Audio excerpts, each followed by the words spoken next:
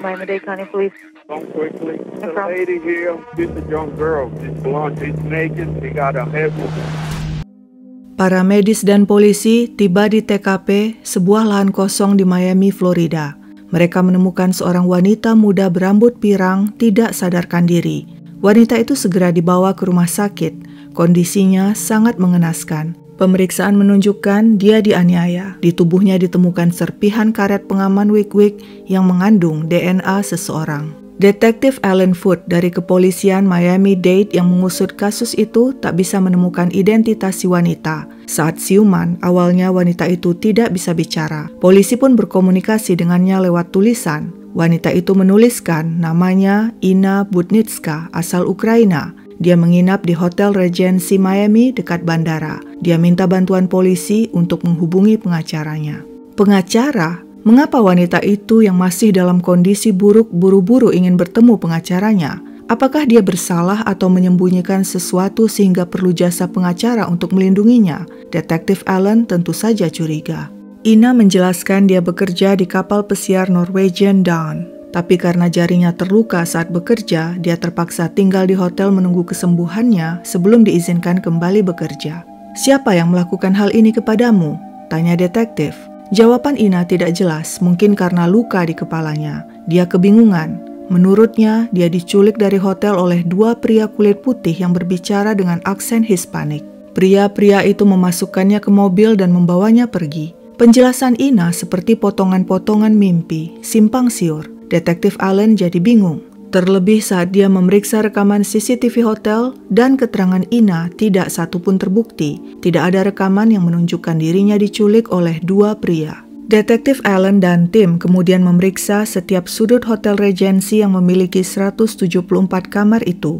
Mereka menanyai seluruh tamu dan staf hotel, termasuk Perez. Dalam rekaman CCTV, tampak malam sebelum kejadian, pria yang sedang berada di front desk itu berbicara dengan Ina, lalu keduanya naik lift. 15 menit kemudian, dia kembali ke front desk tanpa Ina. Apa yang dilakukannya bersama wanita itu? Perez mengaku Ina mabuk sehingga dia mengantarkan wanita itu ke kamarnya di lantai 4. Setelah itu, Perez kembali bertugas. Detektif Allen curiga padanya sebab rekaman CCTV tidak menunjukkan Ina mabuk. Dia pun meminta sampel DNA Perez. Detektif Allen juga menanyai Peter, seorang pria yang juga bekerja di kapal pesiar Norwegian Dawn. Pada malam sebelum kejadian, dia dan Ina pergi ke bar untuk minum-minum dan kemudian kembali ke tempat masing-masing dengan taksi. Menurut catatan kepolisian, Peter pernah berurusan dengan polisi karena melakukan kekerasan pada Ina. Mungkinkah Peter pelaku yang dicari? Detektif Allen lalu mengambil sampel DNA Peter untuk keperluan investigasi. Saat sampel DNA Peter dan Perez dibandingkan dengan DNA pelaku yang ditemukan di tubuh Ina, hasilnya tidak cocok. Berarti Peter dan Perez bukan pelakunya. Lalu siapa pelaku yang telah menganiaya Ina? Detektif Allen kembali meneliti rekaman CCTV. Hotel memiliki 16 CCTV yang dipasang di berbagai lokasi, antara lain di parkiran, pintu masuk, lobi, dan bagian belakang hotel. Tidak ada hal-hal mencurigakan yang dilihat si detektif, hanya ada satu hal yang sangat ganjil. Terakhir pada subuh tanggal 21 Februari 2021, Ina terlihat naik lift dari lobi ke kamarnya. Setelah itu dia tidak tampak keluar dari hotel. Lalu bagaimana Ina bisa berakhir di sebuah lahan kosong yang berjarak 12 kilo dari hotel dalam kondisi babak belur dan tak sadarkan diri, padahal dia tidak pernah keluar dari hotel? Sayangnya hotel tidak memasang CCTV di setiap lantai kamar sehingga detektif Allen tidak bisa melihat saat Ina berada di lantainya dan memasuki kamarnya. Kamar Ina sendiri dalam keadaan normal, tidak ada tanda-tanda terjadi pergumulan atau perkelahian. Hingga 9 bulan kemudian, tepatnya November 2005, kasus yang menimpa Ina tidak terpecahkan juga. Inna Budnitska yang telah menjalani 7 operasi untuk penyembuhan luka-lukanya lalu menggugat Hotel Regency sehubungan dengan peristiwa yang menimpanya. Dalam gugatan itu disebutkan, Hotel Regency telah lalai menjaga keamanan hotel dan tamunya. Tentu saja pihak hotel tidak terima digugat begitu saja. Mereka merasa tidak bersalah atas kejadian yang menimpa Ina. Karena kasus ini kabur dan polisi tidak bisa memecahkannya, akhirnya untuk mencari kebenaran kasus ini yang ada hubungannya dengan gugatan Inna Budnitska, pihak hotel pun menyewa jasa seorang detektif partikelir terkenal di Florida. Detektif partikelir Ken Brennan dikenal nyentrik, blak-blakan, cerdas, dan memiliki relasi luas. Pria itu berpengalaman lebih dari 35 tahun sebagai polisi di Long Island, New York, dan private investigator atau detektif swasta. Sebagai detektif partikelir, fokus investigasi Ken adalah cold case alias kasus dingin. Dia hanya menerima kasus yang menarik baginya karena misteri yang melingkupi kasus itu, seperti kasus Ina Budnitska. Kasus Ina sangat misterius, bahkan polisi Miami-Dade pun tak bisa memecahkannya. Selain tak bisa menemukan pelaku, mereka pun gagal memecahkan misteri terbesar. Mengapa Ina bisa berakhir di sebuah lahan kosong dalam kondisi mengenaskan, padahal rekaman CCTV menunjukkan dia tidak pernah keluar dari hotel? Begitu ditunjuk manajemen hotel untuk mengusut kasus itu, si detektif partikelir pun menemui detektif Alan Foot dari kepolisian Miami-Dade. Wah, repot. Begitu langsung pikir detektif Alan.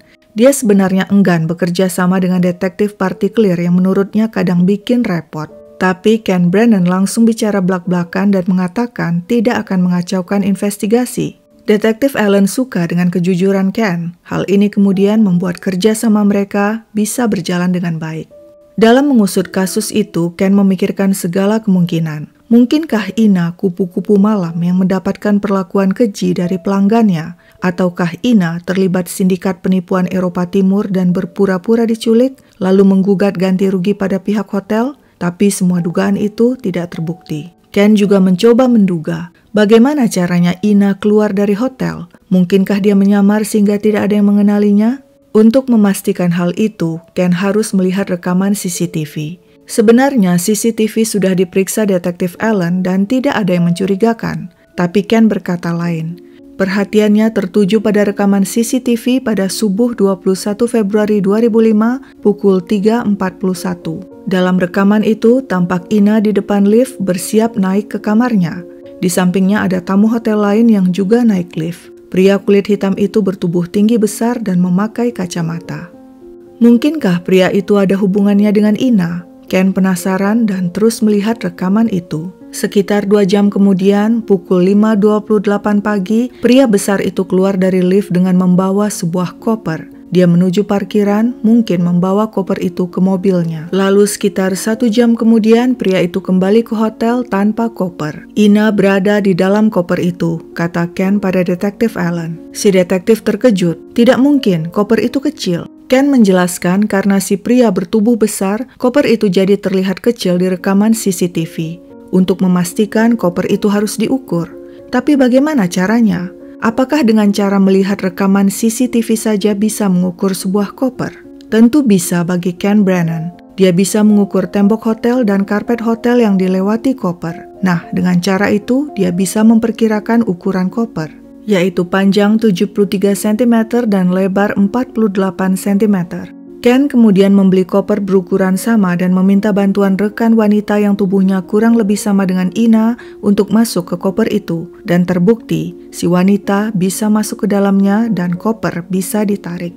Namun hal utama yang membuat Ken yakin Ina berada di koper karena koper itu sempat menyangkut di pintu lift dan si pria harus menariknya dengan kedua tangan. Ini menunjukkan koper itu berat sekali. Apa isinya? Tentu saja Ina. Tapi detektif Alan Foot tetap ragu pada analisa itu, sepertinya mengada-ada. Baiklah, kata Ken. Untuk membuktikannya, kita harus mencari tahu identitas si pria kulit hitam. Ken pun menanyakan ke pihak hotel, tapi tamu hotel begitu banyak. Tak seorang pun mengingat pria itu, apalagi kejadian itu sudah 9 bulan yang lalu. Lalu bagaimana cara menemukan identitas pria itu? Sang detektif partikelir kembali mempelajari rekaman CCTV. Nah, di salah satu frame, dia melihat si pria bertubuh besar itu berjalan dengan seorang pria lainnya. Sepertinya keduanya saling kenal. Si teman itu tampak mengenakan kaos bertuliskan Mercury. Di belakangnya tertulis Verado. Ken tidak pernah menyepelekan hal sekecil apapun, termasuk tulisan, apakah itu di kaos, di tas, dan sebagainya.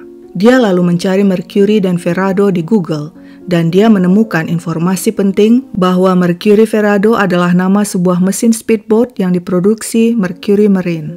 Sang detektif partikelir ingat ada pameran boat di Miami pada Februari 2005 bersamaan dengan kejadian buruk yang menimpa Ina. Ken menduga mungkin saja pria berkaos itu bekerja untuk Mercury Marine di pameran itu dan ada kemungkinan si pria bertubuh besar juga bekerja di sana. Karena Mercury Marine adalah anak perusahaan Brunswick Corporation yang memproduksi peralatan biliar dan bowling, maka Ken langsung menghubungi Brunswick.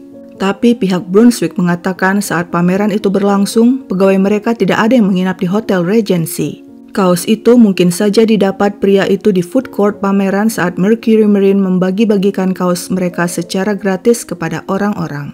Baiklah, informasi dari Brunswick cukup membantu. Kini si detektif partikelir berpikir lagi, mungkinkah si pria berkaos dan pria bertubuh besar itu bekerja di food court saat pameran boat berlangsung? Ken lalu mengecek Centerplate, perusahaan yang menjalankan food court itu. Centerplate adalah perusahaan besar di bidang makanan dengan pegawai tersebar di seluruh Amerika. Ketika Ken menghubungi pihak Centerplate dan menanyakan apakah mereka memiliki staf berkulit hitam, bertubuh tinggi besar dan berkacamata, perusahaan itu mengatakan butuh waktu mencari tahu. Beberapa hari kemudian, pihak Centerplate menelpon Ken dan mengatakan seorang staf mereka mengingat ada seorang pria kulit hitam bertubuh tinggi besar dan berkacamata pernah bekerja dengan mereka. Sayangnya, staf tersebut tidak ingat nama pria itu. Yang dia ingat, pria itu pindah bekerja di Xavier Field, sebuah stadion olahraga di New Orleans, Louisiana. Ini petunjuk yang sangat baik bagi Ken Brannon. Tapi sialnya, saat itu bertepatan dengan terjadinya bencana Hurricane Katrina yang meluluh lantakkan New Orleans. Seisi kota diterjang banjir besar, penduduk kocar-kacir, kota dalam keadaan kalut, dan tentu saja akan susah sekali mencari keberadaan pria itu. Tapi Ken ingat, dia punya teman di kepolisian New Orleans yaitu Kapten Ernest Dema. Mereka berkenalan secara kebetulan. Waktu itu Kapten Ernest baru saja berhasil menangkap seorang kriminal, tapi mendadak pria itu berhasil melarikan diri. Tiba-tiba, bak Superman entah dari mana datangnya, Ken Brannon mengejar pria itu dan berhasil melumpuhkannya hingga kemudian polisi tergopoh-gopoh mengambil alih. Ken mengaku saat itu dia sedang liburan dan jalan-jalan di New Orleans dan kebetulan melihat kejadian itu, instingnya langsung bekerja dan dia langsung mengejar si pelaku kriminal. Tentu saja Kapten Ernest terkesan dengan Ken Brannon. Sang kapten mengatakan Ken adalah sosok luar biasa dan dia tak akan pernah melupakan jasa Ken. Dan begitulah ketika Ken minta bantuannya mencari si pria bertubuh besar, Kapten Ernest pun dengan senang hati menugaskan seorang sersannya untuk mengecek keberadaan pria itu di Stadion Xavier Field. Hasilnya, pria itu sudah tidak bekerja di sana lagi, tapi namanya berhasil diperoleh, Michael Lee Jones atau biasa dikenal dengan nama Mike Jones. Ken sangat senang, ini adalah kemajuan luar biasa dalam investigasinya. Berbekal nama itu, Ken menemui front desk Hotel Regency Miami dan minta mereka mengecek nama Michael Lee Jones atau Mike Jones di daftar tamu bulan Februari 2005. Benar saja, saat itu ada tamu bernama Mike Jones tinggal di Hotel Regency saat kejadian buruk itu menimpa Ina. Tercatat Mike Jones check-in tanggal 14 Februari dan check-out 22 Februari sehari setelah dia terlihat membawa koper besar keluar hotel. Ken segera mengecek alamat dan nomor telepon Mike Jones. Sial, Mike Jones sudah pindah dan tidak diketahui alamat barunya, sedangkan nomor telepon yang diberikannya pada pihak hotel adalah nomor telepon Centerplate. Ken sebenarnya ingin menanyakan identitas lengkap Mike Jones kepada perusahaan kartu kredit yang dipakai Mike membayar biaya hotel.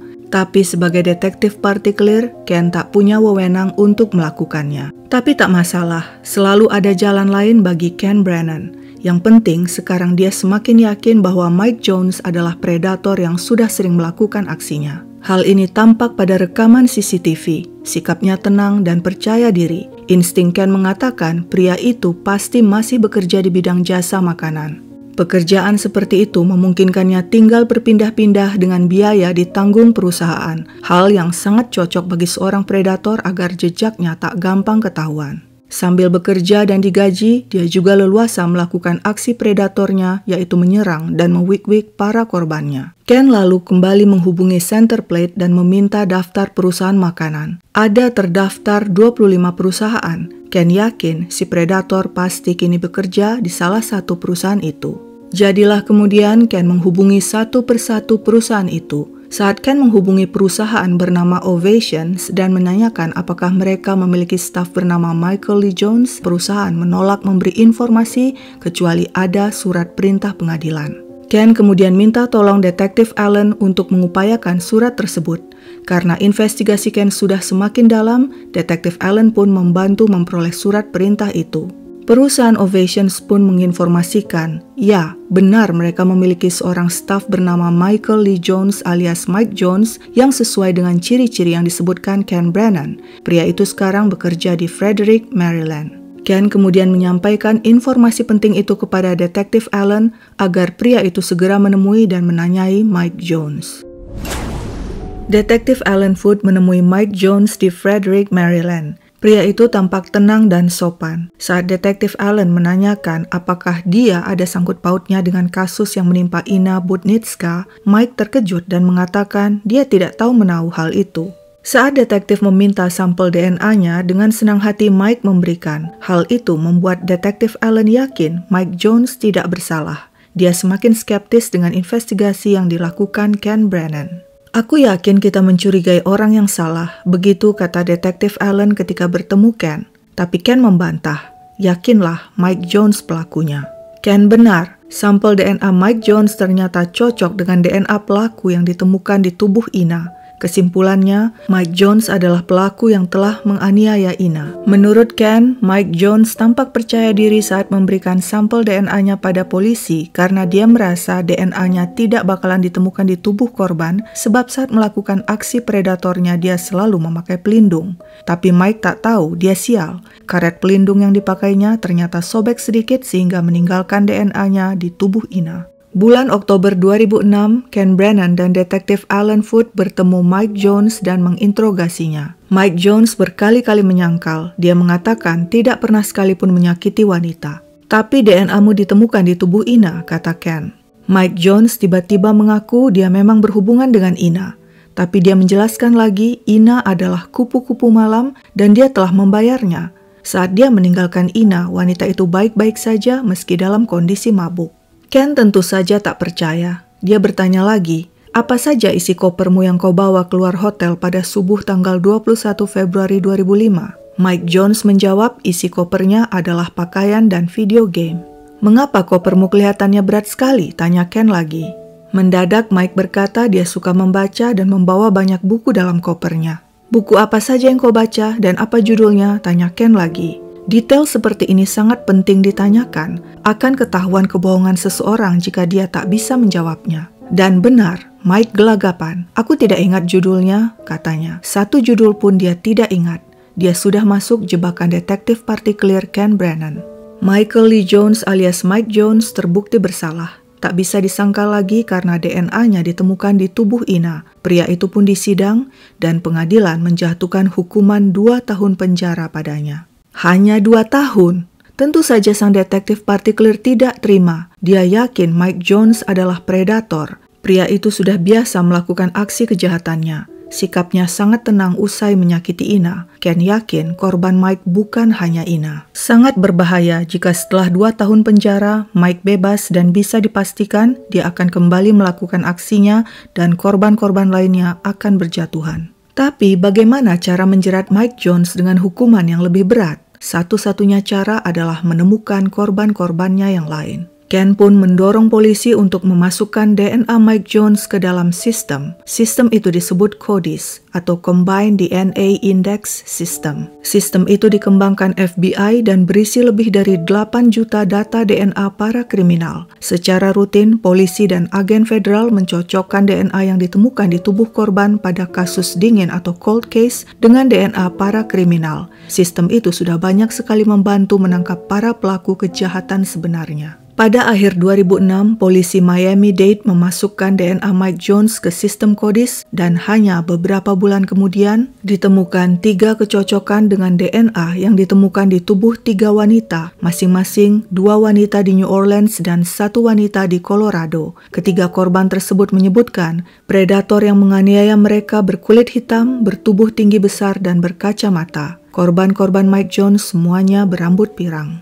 Mike Jones membantah dakwaan padanya. Dia bilang hal yang dia lakukan adalah atas dasar suka sama suka. Dia mengatakan semua wanita itu adalah kupu-kupu malam. Tapi semua pernyataannya itu bohong sebab polisi telah menginvestigasi dan membuktikan bahwa semua wanita itu bukan kupu-kupu malam. Ken geram ketika Mike Jones mengatakan wanita-wanita itu adalah kupu-kupu malam. Padahal sebenarnya pria itulah monster sejati. Akhirnya keinginan Ken Brennan agar Mike Jones mendapatkan hukuman berat terkabul. Pengadilan memvonis pria itu hukuman penjara 36 tahun. Mungkin saja hidupnya akan berakhir di penjara. Sementara itu Ina Budnitska memenangkan gugatan sebesar $300.000 dari Hotel Regency dan perusahaan yang menangani keamanan Hotel Regency. Terpecahkannya kasus ini diliput luas oleh media.